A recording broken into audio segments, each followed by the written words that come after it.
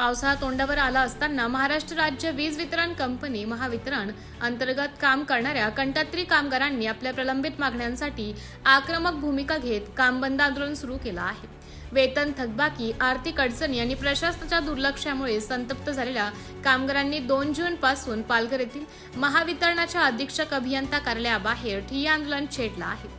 महाराष्ट्र वीज कंत्राटी कामगार संघटनेच्या नेतृत्वाखाली सुरू झालेल्या या आंदोलनात पालघर जिल्ह्यातील सुमारे 350हून अधिक कंत्राटी कामगार सहभागी झाले आहेत। मागील 3 महिन्यांपासून वेतन मिळाले नसल्याने कामगार व त्यांच्या कुटुंबियांवर गंभीर आर्थिक संकट ओढावले आहे।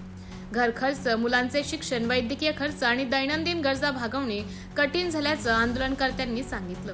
विशेष म्हणजे पावसाळ्यापूर्वी वीज पुरवठा सुरळीत ठेवण्यासाठी जिल्हाभरात वीज वाहिन्यांची दुरुस्ती, झाडांच्या फांद्या छाटणे, नवीन खांब उभारणे, जुन्या लाईन्सची देखभाल तसेच इतर तांत्रिक कामे मोठ्या प्रमाणावर सुरू आहेत। ही सर्व कामे प्रामुख्याने कंत्राटी कामगारांकडूनच केली जातात। मात्र त्यांनाच वेळेवर वेतन मिळत नसल्याने कामगारांमध्ये तीव्र नाराजी पसरली आहे।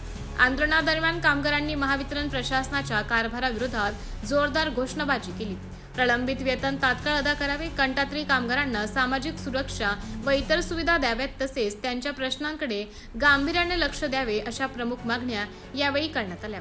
संघटनेच्या पदाधिकाऱ्यांनी इशारा देताना सांगितलं की जोपर्यंत आमच्या मागण्या मान्य होत नाहीत आणि थकीत वेतनाबाबत ठोस निर्णय घेतला जात नाही तोपर्यंत काम बंद व ठिय्या आंदोलन सुरूच राहील। या आंदोलनामुळे पावसाळ्याच्या पार्श्वभूमीवर जिल्ह्यातील वीज देखभाल कामांवर परिणाम होण्याची शक्यता व्यक्त केली जात आहे। वीज पुरवठा सुरळीत ठेवण्यासाठी अहोरात्र मेहनत घेणाऱ्या कंत्राटी कामगारांनाच वेतनासाठी आंदोलन करावे लागत असेल तर ही बाब प्रशासनासाठी गंभीर इशारा मानली जात आहे। MTV न्यूज साठी प्रतिनिधी ऋषिकेश जाधव, पालघर।